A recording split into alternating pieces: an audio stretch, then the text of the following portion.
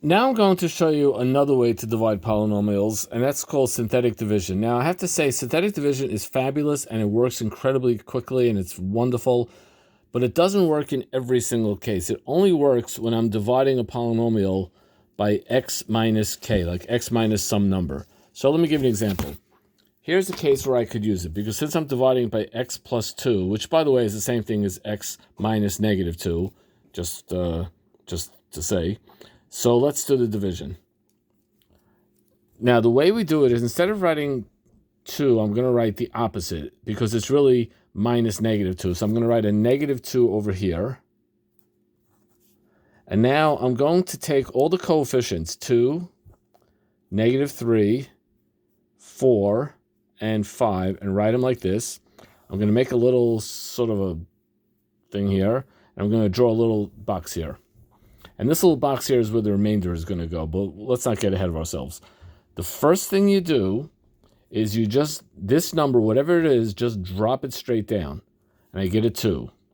Now, I take my negative 2 here, and I multiply it by the positive 2, the 2 that's down there, and I get negative 4. Now, instead of subtracting like I did in regular long division, I'm going to add negative 3 plus negative 4 is negative 7. And now I multiply the negative 2 times the negative 7, and I get positive 14. And again, instead of subtracting, I'm going to add 14 plus 4 is 18.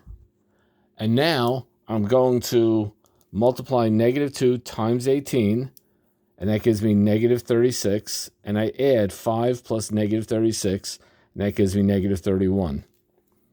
That means that the answer, this 2, since I started with x to the third power, this is going to go down 1 power.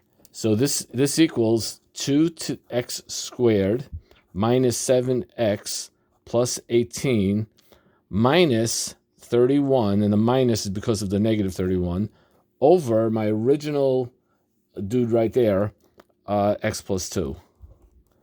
And that is the final answer. So it's very fast. Synthetic division is fast. It's faster than regular division, regular polynomial long division, but it's limited, that it only works in these cases. But when it does work, boy, does it work great. Let's do another example.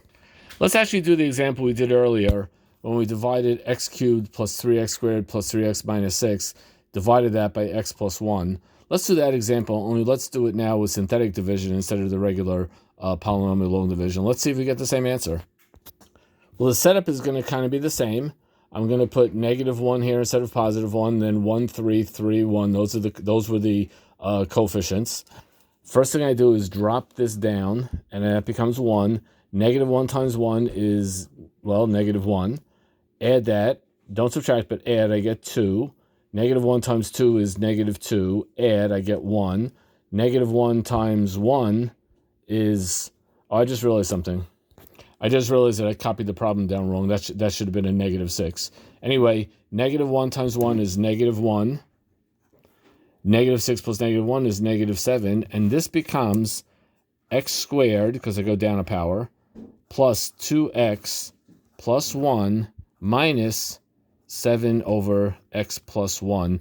And that is the exact same answer we got when we did this with regular polynomial long division. Let's do a fourth degree polynomial. Let's do negative 9x to the fourth plus 10x cubed plus 7x squared minus 8. That's a polynomial divided by x minus 1. I'm gonna pause the video, see if you guys could do it on your own. But you might need a little help just getting started. Well, it's x minus 1, so I put a plus 1 over here. Now I have negative 9, 10, 7, 0, negative 8. Whoa, 0. Where'd that 0 come from? I'll tell you where the 0 came from, because if you notice, there's no x term. So really, it's 0x. Now, why do I have to put that in? Why can't I just leave it out and skip it?